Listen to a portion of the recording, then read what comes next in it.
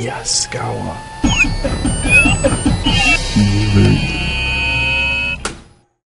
Welcome to the MotionWorks IEC-Pro Quickstart video.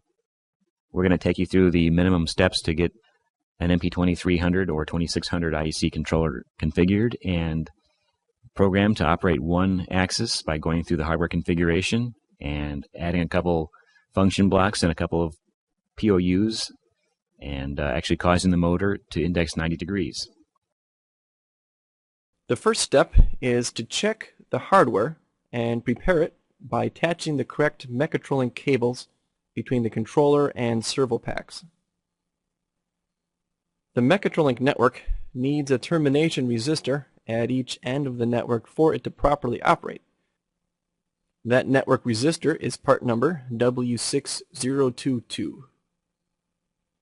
So just connect that into one of the mechatrolling connectors on the controller itself, and also the mechatrolling cable between the controller and amplifier.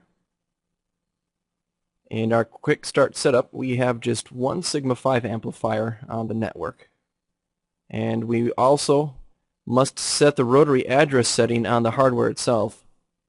So we check the rotary address setting on the SGDV servo pack to indicate address 1 for our demonstration purposes.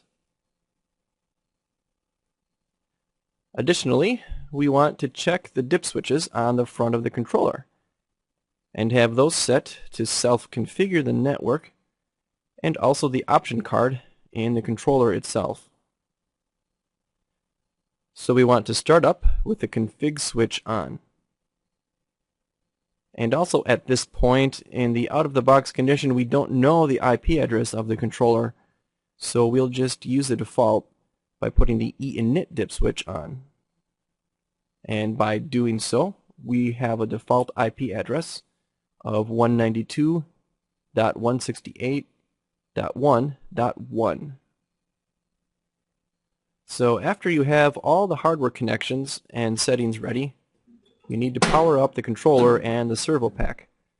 It takes about 30 seconds for the controller to boot, and when it's ready you'll hear a little click and the ready light turns on. If the alarm light is on, don't worry about that. It will turn off after the initial setup of the software. The first step in starting your MotionWorks IEC-Pro project is obviously to start the software. You should have an icon on your desktop. You may also find it under the Start menu by looking at Programs, Yaskawa, MotionWorks IEC-Pro. Once Pro's open, you'll want to do a new project, so File, New Project, and you're presented with this dialog to select templates. And we would recommend that you take the template according to the controller that you have. We have the MP2300 SIEC template. What this does is it gives you the PLC open function block firmware library, all of your instructions basically for motion, and also gives you the data type files. Now for a first time use of MotionWorks IEC-Pro, there's a little bit of housekeeping here that we would recommend. First, just to give yourself some more space by moving these toolbars, these button bars, grab them on the left side, and let's just move those up here to the top row. And you can see that moving those gives you some extra space. The other recommended setting is going to be under Extras, Options, and going to the Graphical Editor. You're going to want to be sure that the contact width is set to 15. I believe the default is 43, so set that down to 15.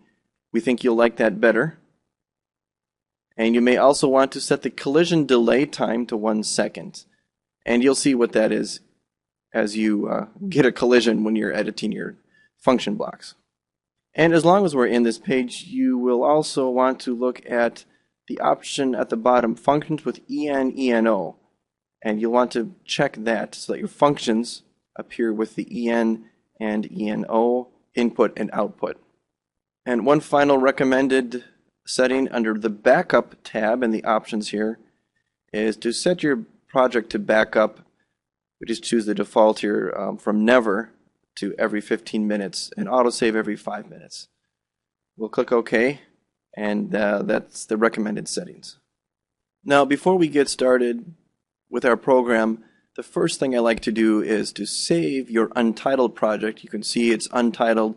Save that so that it's not in limbo here anywhere as an untitled project. So File, Save Project As, and I'm going to call it, in this case, Pro Quickstart. And where that will save is under the C Documents and Settings. I'll use your Share Documents, MotionWorks IEC-Pro, Projects. That's the default, and we're just going to stick with that. Save. The next step is to configure the hardware of your system. So the controller and demo is already on from before, and we can just go in here to the hardware configuration, which is this icon that says MWCT. So here we're in the MotionWorks IEC hardware configuration. Now, the first thing you're going to want to do for a new project when you come in here is to reset the controller to the defaults. But before you do that, you have to be sure that the IP address is correct for the controller that you are physically connected to. And so we can see here that 192.168.1.1 is the connection IP address that we'll be using. There's another IP address under the TCP IP settings, which at this point is also displayed as 192.168.1.1. And these may be different. If you're using the E-INIT switch online, you'll connect and you may see that this is different because there's a saved IP address within the controller that's used when you turn that E-INIT switch off. So for now we're safe because we do have the appropriate IP address. And so I'll go to the online menu and select Controller Configuration Utilities. And so to start a new project, you'll want to restore the controller to factory default and restart controller. Second option down. And hit execute. And again, this is going to completely erase everything that's on the controller, so be sure that you are ready to do this. Okay. So it's a quick operation, and then you will reset the controller, or reboot the controller. So you wait a little bit for the controller to come back online, looking at the front panel. Now that the controller is initialized, I'm ready now to connect to the controller. So hit connect. And it's asking me, do you want to use the configuration found during the auto discovery? Because there was no configuration, which it was just deleted in the previous step, we can click OK to use the auto discovery. What this means is that the controller has gone and scanned the network, the Mechatrolink network. It has scanned the slot, and it has come up and discovered what is connected and given it a configuration. It stores that for use for a first-time startup like this. Click OK. And now the first time you start up here, you're probably going to notice some red in this tree, and it says device has alarms. If you look at my machine, you can see what that alarm is. And in fact, if you were to look at the servo pack, you would see this same alarm that we're showing here, A810 encoder backup error. And this is expected the first time that you plug in all of the cables for an absolute encoder motor. And what we're going to show you how to do here is how to completely reset the servo pack, including the reset of the absolute encoder. So to do that, you'll go to the servo pack within the Mechatrolink tree. It's a device. If I click on Mechatrolink, you see it's node number 1. This is the rotary address switch on node 1, that setting. And moving on to see the axis. Once I'm on this axis, I can reset the absolute encoder by clicking the Reset Absolute Encoder button at the top of the page. So I'm going to do that and continue. Now it says to please power cycle the machine to effect the change. And because I know there's a few power cycles coming up here, I'm just going to wait to do all those at the same time. So I'll click OK. And I'm going to now continue with the initialization of this axis. Continuing here with resetting this axis to default parameters. So reset default PN values is the other button right next to the absolute encoder reset button. So I'll click on reset default PN values and confirm that, clicking OK. Those have now been restored. The next step is to configure the user units, and that will be found under the Configuration tab. And this page has a lot of information. I'm going to start at the bottom by showing you the logical access number. This logical access number is set to 1, and this 1 refers not to the Mechatrolink address, but rather this is the access number that will be used in your program. So when you want to program access 1, this is the number that's important, not the Mechatrolink node number. Now, since my axis is rotary axis, I'm going to change this load type from linear to rotary. This does not mean linear or rotary motor. This is linear or rotary units of motion. You can see now I have user units at degrees. Additionally, I'll set the feed constant to 360. This means 360 units or degrees per revolution of the motor. You see there's also provision here for a mechanical gear ratio. So if you have a gearbox or series of gear reductions, you would put in the total effective ratio into this gear ratio. And then finally, the machine cycle is applicable only when you have the rotary load type selected. We do have the rotary load type. This is the number of units per cycle of the machine. So I have a simple wheel with 360 degrees per revolution. And you can see here there are many other tabs available. Since this is the Quickstart video, we're just going to show some of the other very important ones. First is under function. There is a parameter for power selection. Apply single phase power or apply three-phase power. You may have an amplifier that uses three-phase power and you want to run it off of single-phase power. That is available for many of the smaller three-phase amplifiers. And in this case, we also did have that. So we'll apply single-phase power. And under this I/O tab, what's important to look at here is the positive overtravel and negative overtravel. Those are the limit switch input sensors, which may not be connected at this point. And so to disable those, just for quick start purposes here, we'll set the current value to setting number 8, which is set signal off. So I've set both of those to off.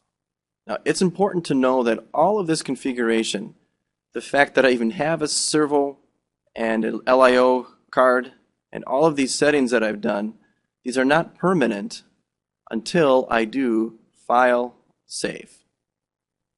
So I do file save, and you can see this is the final machine power cycle that I will be completing. So click OK.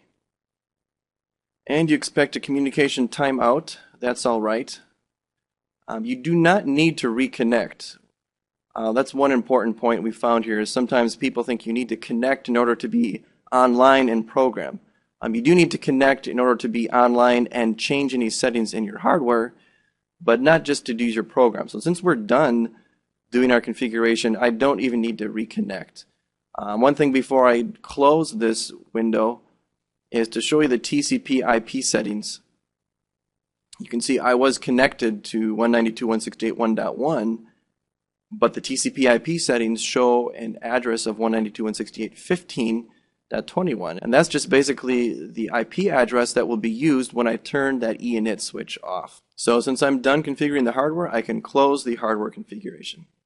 And as one little side note here, I want to show in our project now, at the very bottom of the project tree window are the global variables. If you were to double click on the global variables, you'll see that there are some system variables. And my point here is to show that we have variables created for the specific hardware that we have. So when I just clicked save before, it created all of these variables. I have variables for the I/O for the SGDV servo pack, and I have variables for the physical outputs of the LIO01 card. And you can find those here in the global variables window. And since we're in here, I'm going to show a best practice. And this best practice is to create a user group so that the variables that you create in your program will not be mixed in here with these other groups that are available, such as the SGDV rotary, LIO01, and system, just for organizational purposes. So what you do is you right-click on an existing group name and choose Insert Group, and you can then double-click on that name, and I'm going to call it User Globals. And at this point, I think I'm ready to start programming. And now to explain a little bit more about the programming, I'll hand it over to Kevin. Thanks, Matt. First, we're going to click over to the main POU and start programming some function blocks. So if we go to the project tree window and click on main, and you'll notice it's the third one down where the code actually resides.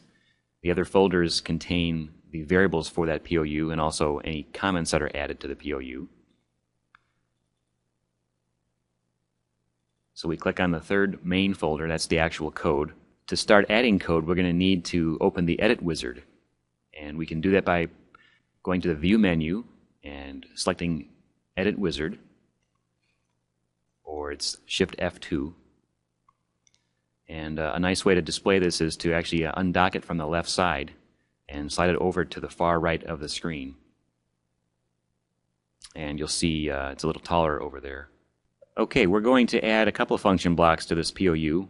We're going to simply add an MC power and also an MC move relative to enable the servo and get it to index 90 degrees. So first, if you go to the Edit Wizard and double-click on MC power, that will bring up a dialog box that will allow us to add this function block to the POU. And it starts off with a default name for this instance of MC power, and we can just accept the default and click OK. Now this message box is expected, and it's only just to really warn us that as we're changing and adding to the program, the execution order shown for the function blocks might not be correct until a recompile is done. And if we press OK, we'll see where this number would appear, and it would be right where the question mark is at the center of this function block. After we recompile this, it'll show us which order this function runs within this POU. So first, let's start adding some variables to the input side of the function block on the left. And we'll do that. We'll start off by double-clicking on the blue connector for the enable input. And we can make any variable name we want for this at this point in time. Let's just simply call it enable.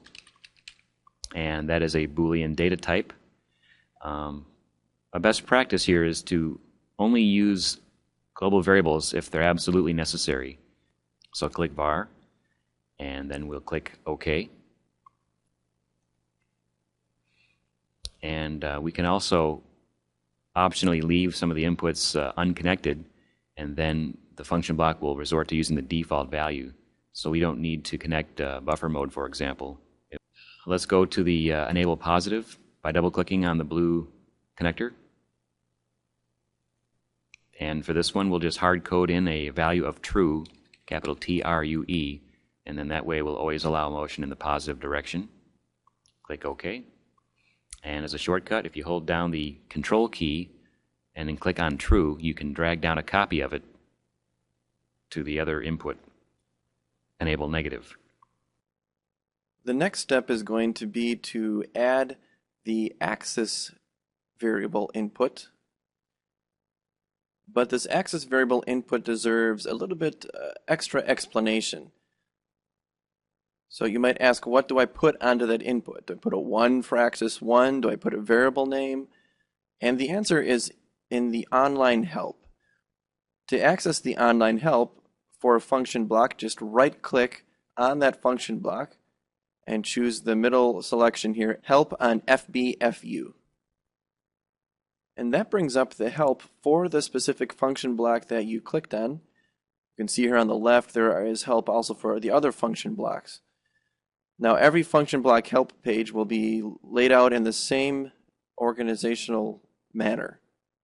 Starting with a picture of the function block, you can scroll down, and the really important part here is you see the different inputs and outputs to the function block, along with the data type, the description, and the default value if you would not connect anything to that input or output. And we were concerned in this case with the axis variable, which is a var in out type of variable, goes to both the left and the right of the function block. And you can see here that the data type is not a simple bool like we had in the other two inputs. It's an axis ref data type, and this is a link. You can click on it, and that brings up an even further description of the axis ref data type. And let me just summarize that here. What we're saying is that axis ref data type is a structure.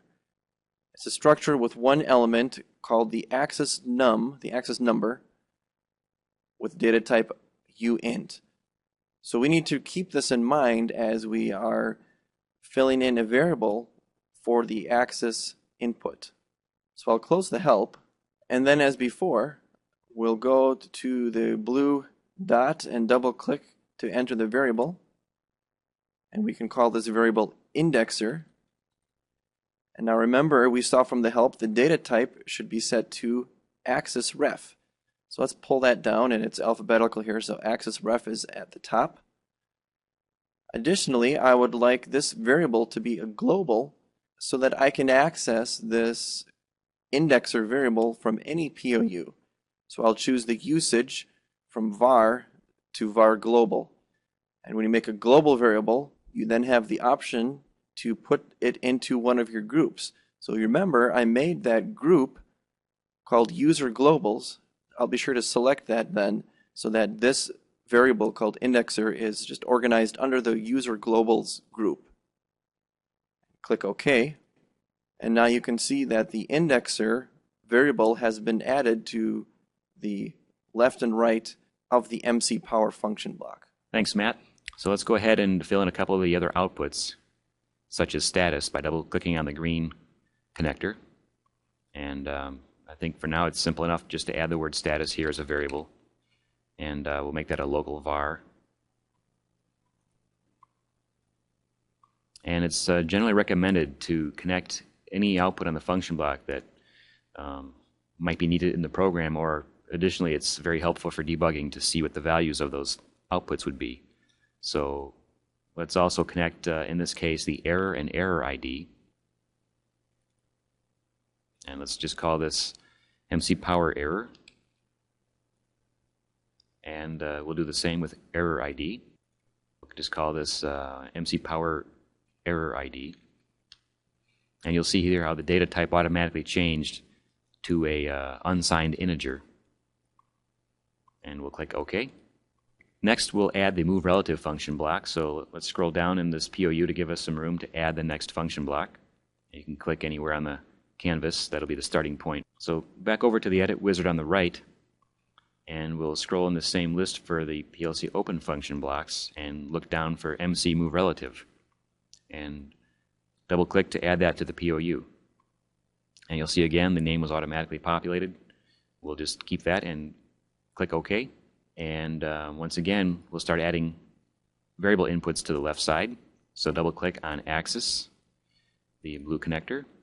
And if we start typing indexer, you'll notice right away it autofills in the word because we have previously defined this variable. Just accept that and click OK.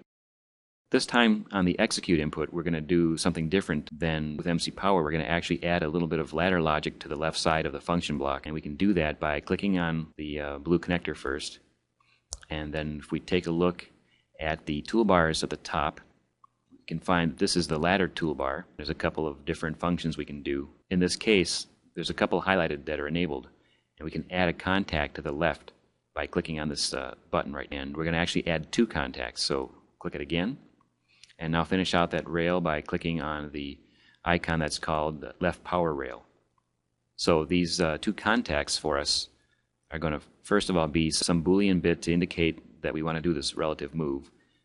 So let's click on the first contact called C001. And we'll call this simply move. And click OK. And the next one, we're going to refer to the status variable that comes out of MC Power. If we click up to see MC Power, that was called status. So let's type that as the name of this contact, C00. So go down to MC Move Relative and double click on the contact and type status and click OK. And now for the other inputs, we're going to enter a distance here. And we double click on the blue connector for distance. Give this a variable name, we'll call it distance. And we can go down a little further here now, and it makes sense in this case to enter an initial value. So we can put in 90.0, and that'll be 90 degrees based on what Matt had discussed in the hardware configuration section of the Quickstart video. And also it's important to enter the 0.0 on a value like this because the definition for this type is an L-real, as a 64-bit floating point number, and it wants us to give the initial value as a decimal floating point type value. Click OK. And we'll do the same for the other couple of variables here. Double click for the velocity, and this time we can do it a little bit different. If we know we have a hard-coded value we want to use, we can actually type in the name a literal expression such as L-real #, and let's enter 720.0, and that equates to 720 degrees per second. So notice that we're typing L-real in all capitals, and this is typically the method of programming in IEC 61131 is to enter all the keywords in capital letters such as true, L-real, or even the integer declarations and such. And click OK. Let's do the same for acceleration and deceleration. We can double click on the blue connector for acceleration, and we can either make a variable, we can call it acceleration, and again add an initial value. And let's try something higher like 80,000.0. And we'll do our trick with the control key and slide down and actually use the same variable for deceleration. And we will leave the jerk input and the buffer mode unconnected. They will accept their defaults. Okay, let's move on and finish out this move relative function block by adding some more variables to the output side. So we're going to want to know when the function is done. So we'll double click, and again the names, we can just simply call them done for now. And click OK. This kind of moves fast. Let's also add busy. And let's skip down to error ID. And again, we're doing this so we can see the values of the outputs. If there's any trouble with the function block, it's nice to have that for debugging. So if we double click on error ID, and then we can just accept the default name of V018 in this case. We don't need to always create our own name for these outputs as we go. So let's take a look at the variables for the main POU. Let's click on main V in the project tree window, and we can see all the work we've done so far. We can see the entry of the two function blocks, MC Power and MC Move Relative, as defined by the type column. And we have all the other inputs and outputs to the function blocks here as well. And in most cases, if we scroll to the right, we can see, in the times where we had entered a default value, it appears here in the initialization column. And getting back to the indexer variable, we will notice that there is no default value yet. And if we try to enter one, we cannot. It's grayed out here. And this is because it's a user-defined structure. So that leads us to our next topic, which is we will be adding another POU to initialize this and other data you might have in your program. Let's add another POU to the logical POUs section of the programming environment. So we'll do that by going to the project tree window at the left. We'll do right-click on logical POUs and do insert program. And let's just call this initialize. And you'll see that it's already selected as a type program, and the language, I think, works out best to use structured text to do variable assignments. So we'll keep that selection as well. And click OK. Okay, let's open the initialized POU, and that again is by clicking on the third icon down under the group heading. So double click and open that POU. Now this is structured text, so it looks a little bit different. There's a couple of ways we can go about adding the variables to be initialized. We could simply start typing indexer, and because we know the variable name at this point, or we could press F5 and get the variables window to appear, or we can right click and get a submenu that has the variable dialog. We can start typing indexer, and because it's already been defined as a global variable, it's easy to see in the list, and it finds it for us. You can simply click OK, and it will fill in the variable for us at this point. Once again, because this is a special variable, it's really a user-defined structure. It has a couple elements, and so if we press the period, we can see all the elements of the structure. And notice it also gives us a tip as to what the data type is going to be. It's a uint, unsigned integer, for this axis num. So as we click here to add axis num to our structured text, and we add the colon equals for the assignment, this again is our logical axis number, as Matt pointed out in the hardware configuration. And we only have one axis in this system, so what we need to add here is uint with capitals, #1, and a semicolon to end the command. And that's all that's required to initialize the axis ref so that our MC power and MC move relative blocks can operate. Another thing to consider now that we've added this POU and we are in the MotionWorks IEC-Pro environment is this POU now needs to be added to a task to run on the hardware. So if we slide down in the project tree window, we can see the resource is the MP2300S, and then we also notice the task folder, which includes IO task and task. And these are both cyclic tasks, as we can see if we scroll over to the right. And for initialization purposes, it makes sense to run the initialization POU as an event that happens on PowerUp. And we can do that. So let's go ahead and show the procedure for adding this new POU as a startup task. If we right-click on the tasks folder, we can do insert task. We'll give it a name. We'll call it init, I-N-I-T. And we'll go down to the task type and select a system task and press OK. And now because we've set it as a system task, we've got a second box here with information which wants to make sure what kind of event it's going to be. And it's going to be a warm start for us, but let's just take a look at the drop-down for the other choices. We've got warm or cold start and many other types of system events that can be used to run a task. But the most common one is simply to use warm start, and that'll happen every time the controller powers up. So press OK.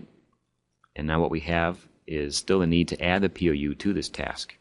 So right-click on init in the task tree and do insert program instance, and now type initialize.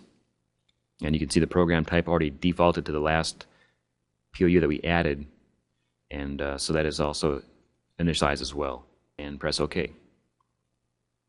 So now if we just take an overview look at what we have here, we have 3 POUs in this project, as we see at the top of the project tree window: initialize, IO task, and main. And in the physical hardware section, we have the 3 tasks running on the resource, and they're all running in different tasks. So we have the new system task. Initialize runs one time through at the power up, and then the IO task is running the IO task POU, and also we have the third task called task, which has the main POU, and it's running at a different update rate potentially.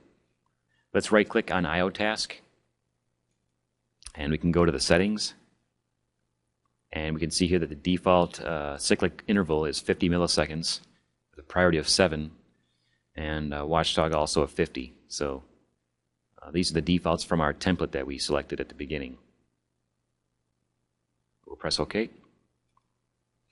And now that we've entered most of our program code, let's do a make to compile the program. There's a couple of ways we can do that. Press F9, or you can go to the build menu and press make.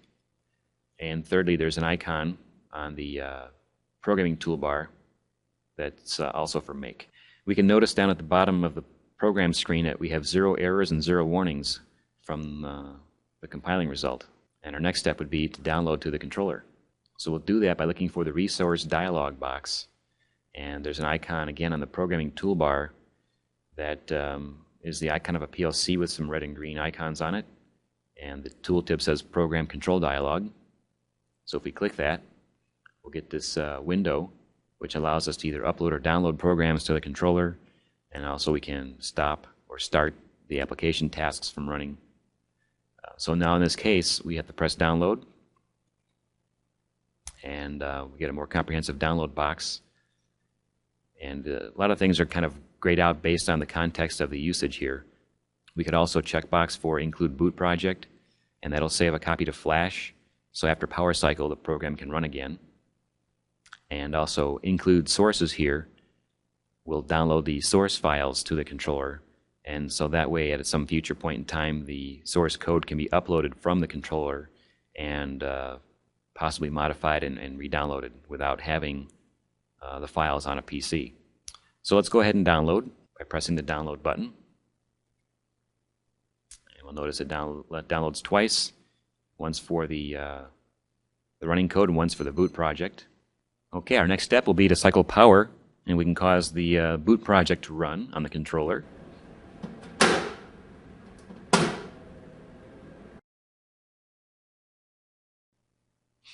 And once the controller boots back up, we can go online.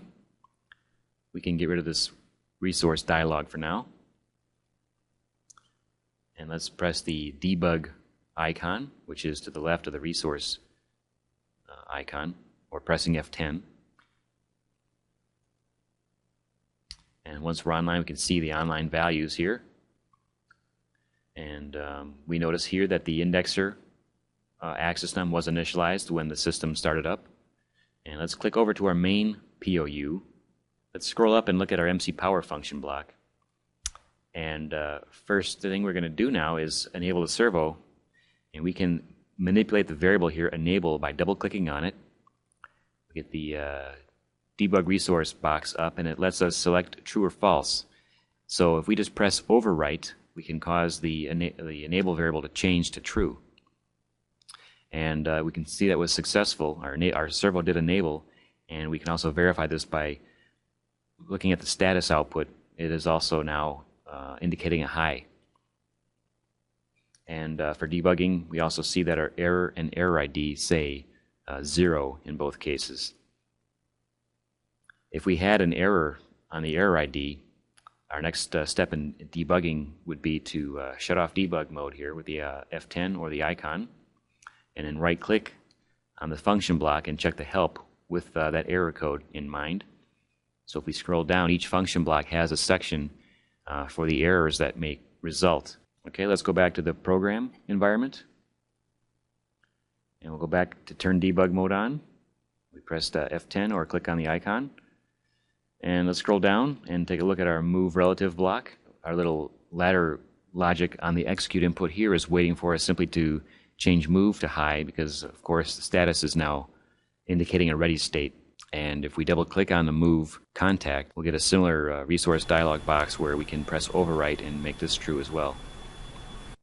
So once we do that, we can see that the servo is now indexed 90 degrees and is finished, and the function block indicates the done output.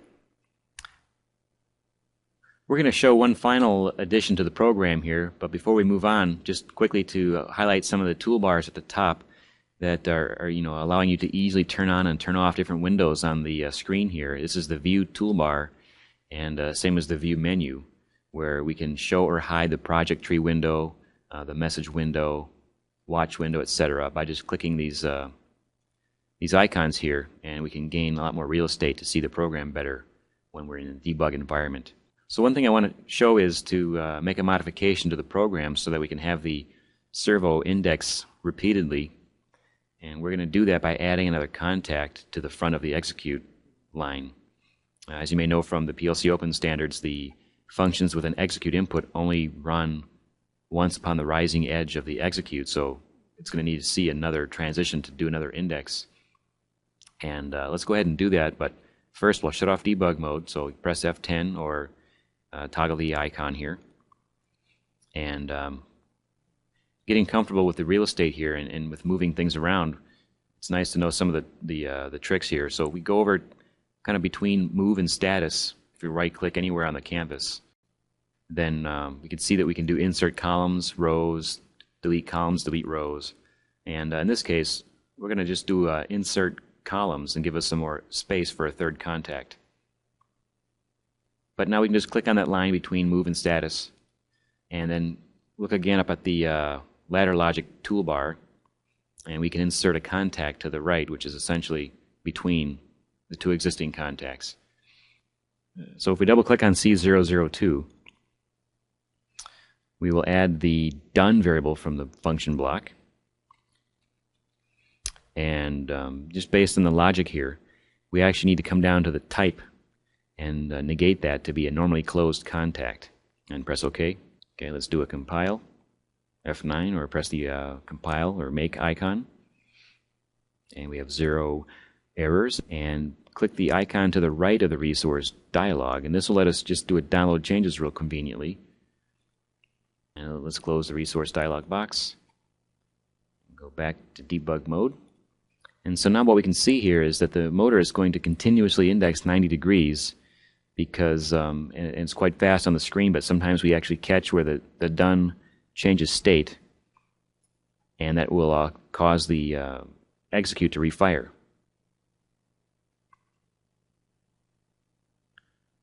And with that, this concludes the Quickstart video using MotionWorks IEC-Pro. So this is Matt and Kevin from Yaskawa America signing off. We hope that this video has assisted you on your road to success with the MP2300 SIEC and MotionWorks IEC. And please check our website, as we'll soon be adding more Quickstart videos on other topics.